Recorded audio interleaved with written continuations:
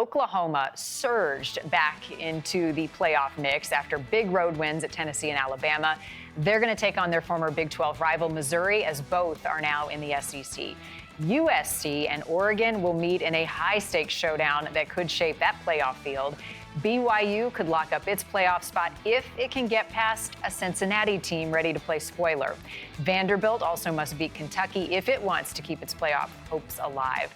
And we've got a rivalry game in the swamp. Tennessee looking for its first win in Gainesville since 2003. There is more college football action on the CW as well under our parent company, Nexstar.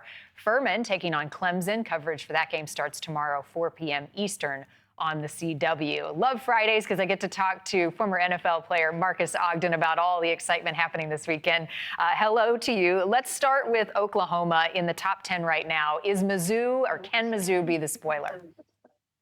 Mizzou can totally be the spoiler, Marty. They played this team from all the time, so they know their tendencies. They know each other. Yes, Oklahoma has had some great wins against, like you said, Alabama on the road, done some phenomenal things, but never, ever count out a rival. They know how you play. They know your schemes. They know your schematics. They know your coaching. So Mizzou has an opportunity to upset Oklahoma if Oklahoma does not finish strong and start strong. Yeah, and you're right. When it comes to rival games, too, there's a different type of energy, and teams step it up even more. So that's going to be an exciting one to watch. Oregon at home facing USC. I think Oregon's only loss this season was to Indiana.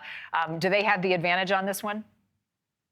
Absolutely, Mark. Oregon, in my opinion, is the better football team. They have a lot of speed all across the field. D-line, secondary, wide receiver. Their quarterback has done a great job with first down, gaining yardage. They have great coaching. They're well organized. They don't make mistakes. USC is a very good team as well. But again, I think Oregon, they're like 72% favored to win this game. I'm picking Oregon to win this game probably 30 to, let's say, 17. Okay.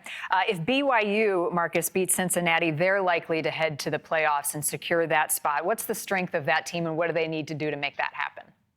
They have a fantastic freshman quarterback at BYU that is just doing sensational things.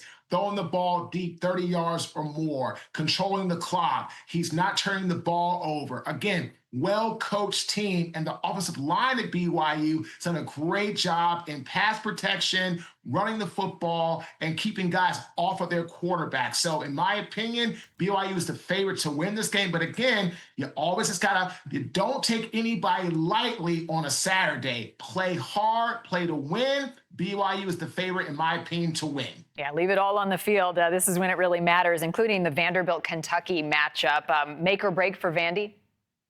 Oh, absolutely. Like, this is big. Like, again, these teams are big-time rivals, know each other, don't like each other, different energy level. This is going to be a great game. Vanderbilt needs to go ahead and win this game and show they can crush an opponent that knows it. But again, Kentucky is not going to lay down. Not going to say, oh, you're Vandy, you're ranked, we're not. No, again, in big-time college football, make the big plays, have the energy, you always have a chance to win. These are all big games, but maybe the premier game, Marcus, is the matchup between Tennessee and Florida at Florida. Florida's coming off that loss against Ole Miss at home, kind of a nail-biter until the end. What do you think of this Florida team and some of the struggles they've had this season?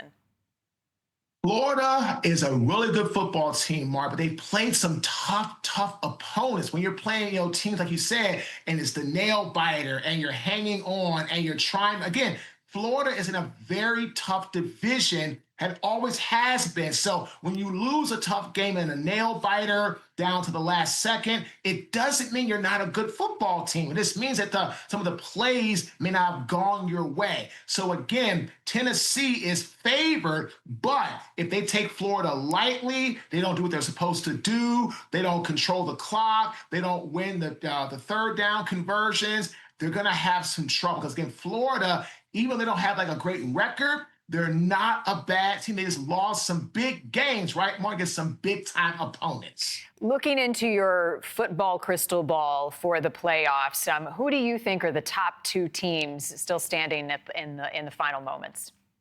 I mean, you have to go with Ohio State and Indiana. I mean, again, both of these teams have been phenomenal. They have won. And again, right, Mark, like when it comes time to make the play at the end of the game, they get it done. College football is all about who has the energy to withstand all the quarters and the fourth quarter finish strong. Ohio State has done that this year. Indiana has done that this year, even tested against Penn State. They did not waver. They didn't lose their composure, and they got the W. So in my opinion, Ohio State, Indiana are the two top favorite teams right now in college football. Yeah, a lot of people saying that, but Ohio State's got to get through its rival Michigan, and some predicting Michigan could win that game.